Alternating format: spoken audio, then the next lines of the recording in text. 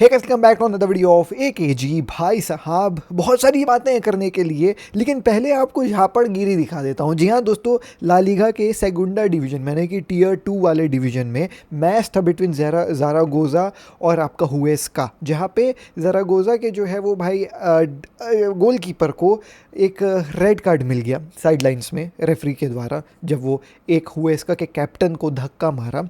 जैसे ही उसको red card मिला, I really don't know man what happened, and वो जा करके बोला अब तो रेड कार्ड मिल ही गई है तो अब जाके लड़ाई कर लेता हूँ। गया और सच में एक मुक्का मार दिया भाई हुएस्का के कैप्टन को।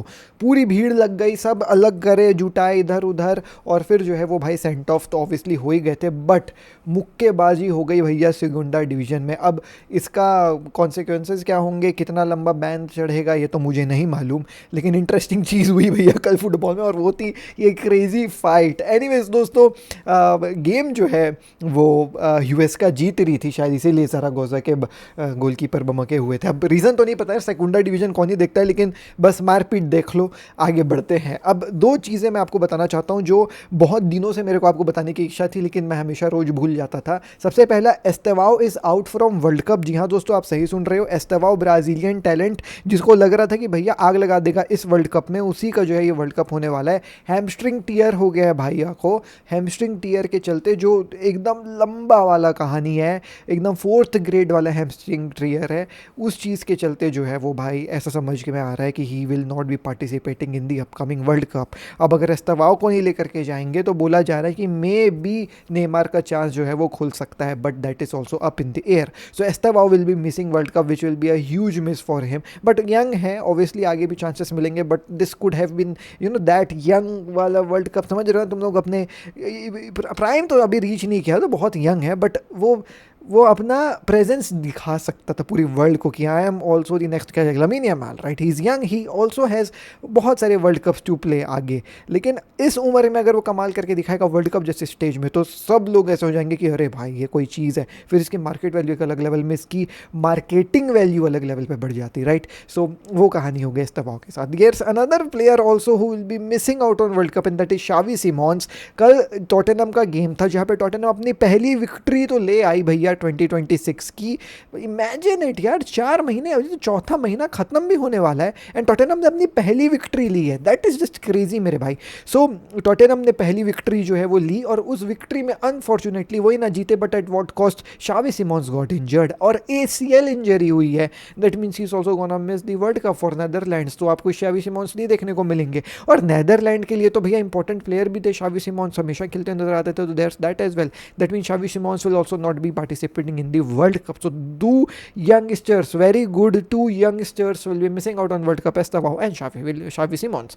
Moving ahead, now let's talk about भाई साहब यहाँ पे जो है वो क्या कहानी चल रही है। Okay, so निको पाज का कहानी रियल मैड्रिड के साथ जम चुका है। रियल मैड्रिड जो है वो अपना बाय बैक क्लॉज एक्टिवेट करने वाली है। Nico Paz will become Real Madrid की पहली signing in the upcoming window. Now there's a lot of things to talk about Nico Paz and Real Madrid, so let me quickly tell you. सबसे पहले, निको पास को real Madrid ने कोमो को बेच दिया था पिछले सीजन फॉर 6 मिलियन।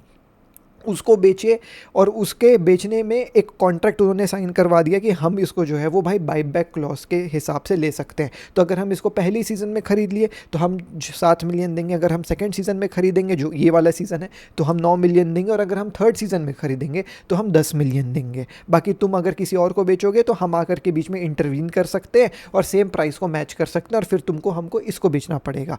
ऑल्सो अगर किसी और को बेच देते और हम इंटरवीन नहीं करते तो वो 50% पैसा हमको मिलेगा। तो ऐसे गजब का कॉन्ट्रैक्ट जो है वो रियल मैड्रिड भैया निको पास के लिए बना करके गई थी।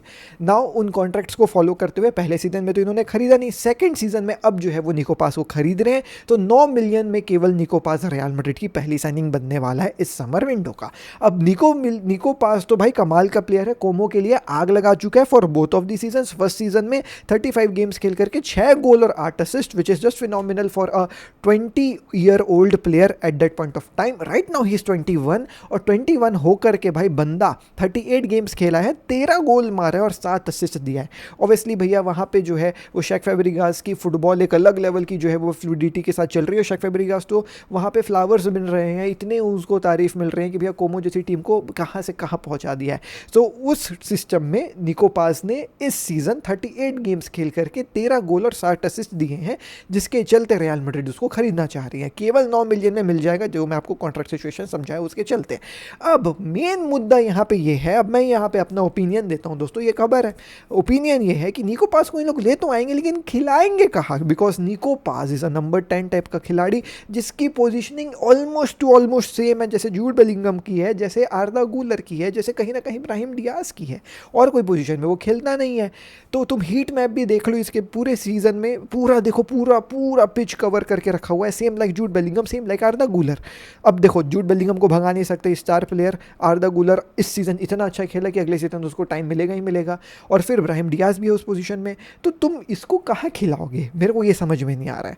अब अगर रियल मैड्रिड इसको नहीं खिलाने के लिए अगर इन केस खरीद भी रही है तो इसको आगे शायद वो बेच सकते हैं, ये भी प्लान हो सकता है रियल मैड्रिड का, बिकॉज वो पोजीशन स्टैग्ड है भाई। एक सीज़न बैठा करके रखेंगे, वैल्यू डाउन होगी, कोई मतलब नहीं है। अगर इसको आगे बेचने के लिए खरीद रहे हैं तब तो भैया ये मास्टर क्लास होगा from Real Madrid, because Real Madrid तो इसको 9 मिलियन में ले आएगी, लेकिन इसका market value at this point of time is huge. उसकी market value is around 64 million as per जो है वो भाई फुट मॉब। तो कहीं ना कहीं 50-60 मिलियन कोई भी जो है वो प्रीमियर लीग की टीम, या फिर 40 से 50 मिलियन तो कोई भी प्रीमियर लीग की टीम देने के लिए तैयार होगी इस बंदे के लिए। तो अगर उसको आगे बेचने के लिए रियल मैड्रिड खरीद रही है तब तो कमाल का फाइनेंशियल सिचुएशन, और अगर उसको खिलाने के लिए खरीद रही है तो I really don't know man कहाँ पे उसका स्पेस बनेगा रियल मैड्रिड में। अगर आपको पता है तो let me know in the comment section down below. Moving ahead, Real Madrid is once again being linked to Jose Mourinho. ये चीज़ कहानी मैं आपको पिछले 2 दिन से बता ही आ रहा हूँ दोस्तों कि जोसे मरीनियो का रियल मैड्रिड के साथ कहानी बन रहा है। आप देखे ही होगे अगर रेगुलर व्यूअर हो चैनल के, तो तुमको ये चीज़ मैं बहुत पहले से बता रहा हूँ जो तुमको फैब्रिजियो अभी बताया। तो कल फैब्रिजियो जोसे मरीनियो को लिंक कर रहा है रियल मैड्रिड से, मैं तुमको एक हफ्ते पहले से बता रहा हूँ। मैंने ये भी बताया तुमको कि भैया जोसे मरीनियो ने एक इंटरव्यू में बोल भी दिया था कि यू नो व्हाट, मैं गारंटी नहीं दे सकता कि कहाँ मैं जो है वो खेलूंगा। तो I have told you many things, और इसीलिए मैं बोलता हूँ अगर यूरोप से आगे रहना है, फैब्रिजियो से आगे रहना है, तो you got to follow our videos, follow our channel. तो हम आपको जो है वो भाई रेगुलर अपडेट्स देते हैं फुटबॉल की।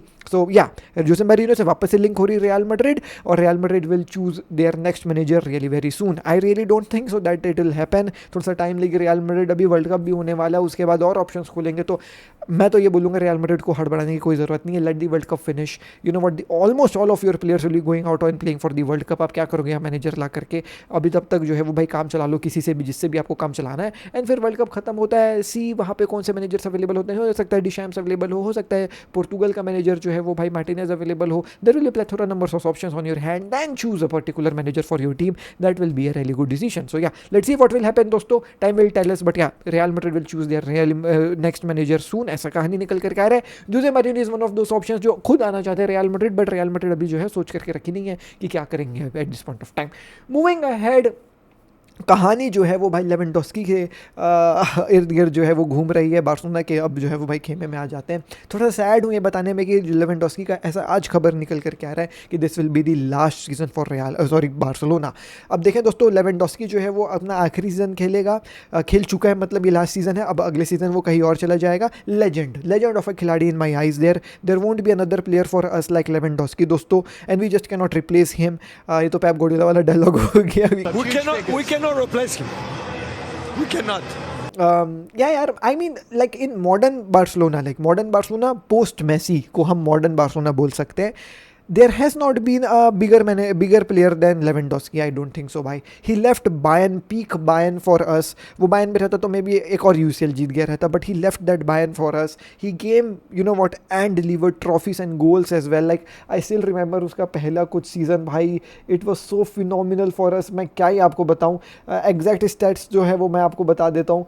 So his first season for Barcelona 22-23 वाला 46 गेम्स खेल करके 33 गोल्स मारा था. It was just insane. Then 23-24 वाला season 26 games, sorry 26 goals 9 assist. फिर हांसी फ्लिक का पहला सीजन भाई 42 goals this guy scored for us.